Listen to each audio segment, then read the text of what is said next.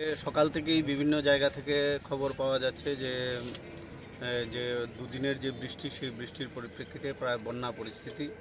আমরা সোনাতলা গ্রাম পঞ্চায়েতের ভবতোষপাড়া এই সমস্ত অঞ্চলে সবাই কৃষিজীবী মানুষ। সেই কৃষিজীবী মানুষের ফসল ব্যাপকভাবে নষ্ট হয়েছে। আমরা সেখানে গিয়েছিলাম, গিয়ে দেখে এসেছি প্রায় সমস্ত কৃষিজাত যে ফসল রয়েছে এবং পুকুরাদি রয়েছে সমস্ত সেখানে জলে ডুবে গেছে। পুকুর ভেসে যাওয়ায় মাছ নষ্ট হয়ে মাছ বেরিয়ে গেছে এবং সবজির প্রচণ্ড ক্ষতি হয়েছে। এখন আমরা পশ্চিম সোনাতলা গ্রাম পঞ্চায়েতের এলাকায় এসেছি। এই পশ্চিম সোনাতলা এলাকায়ও ফসলের ব্যাপক ক্ষতি হয়েছে। আমরা দেখতে পাচ্ছি আমাদের পিছনেই জমি রয়েছে, সেই জমিগুলিতে বিভিন্ন প্রকারের সবজি করে থাকে এই এলাকার কৃষকরা, তাদের সেখানে ব্যাপক ক্ষতি হয়েছে। আমি এগ্রিকালচার ডিপার্টমেন্টের এসএ সাহেবের সঙ্গে কথা হয়েছে। উনি দুনো এলাকায়ই উনার বিএলডব্লিউদের পাঠিয়েছেন, যারা ক্ষতিগ্রস্ত হয়েছে তাদের নামধাম নিয়ে গিয়েছেন এবং আগামী এক সপ্তাহের মধ্যে তাদের লিখিত আবেদন জমা দেওয়ার জন্য উনি বলেছেন। আমরা সকলকে আমাদের পঞ্চায়েতের মাধ্যমে জানিয়ে দিয়েছি এই পশ্চিম সোনাতলা অঞ্চলেও বিএলডব্লিউ আসবেন কিছুক্ষণের মধ্যে এবং তারা এসে যাদের ক্ষতি হয়েছে প্রত্যেকের নামধাম নিয়ে যাবে।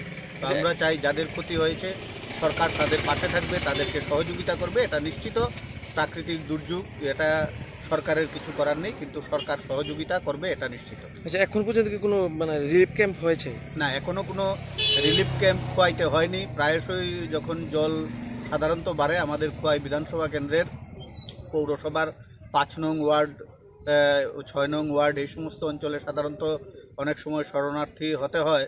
তো আমরা খবর নিয়েছি, ওই এলাকায় আমি ঘুরে এসেছি, এখনও শরণার্থী হওয়ার মতো জল সেখানে উঠেনি, বাড়িঘরে এখনও জল উঠেনি। নমস্কার, ধন্যবাদ।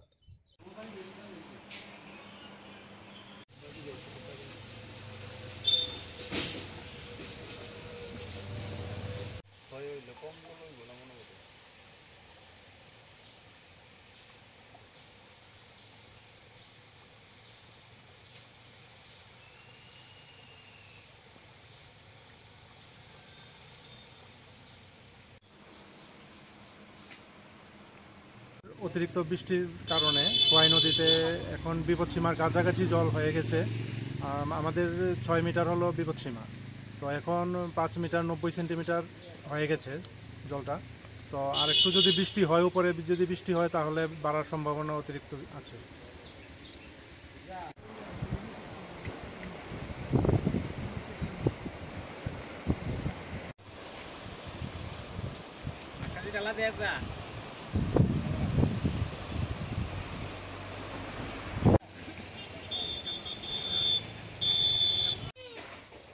জিপিএস দিয়া তুলি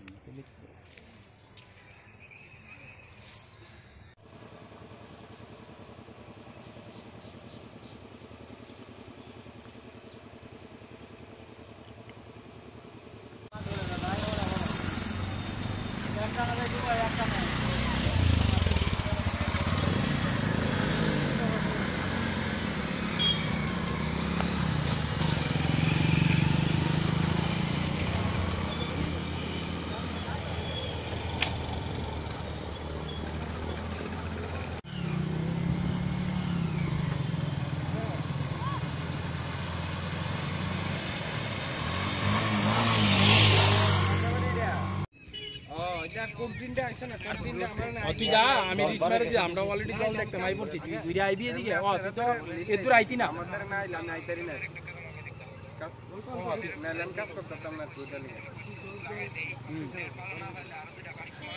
এমনি রাস্তা আছে তো এমনি।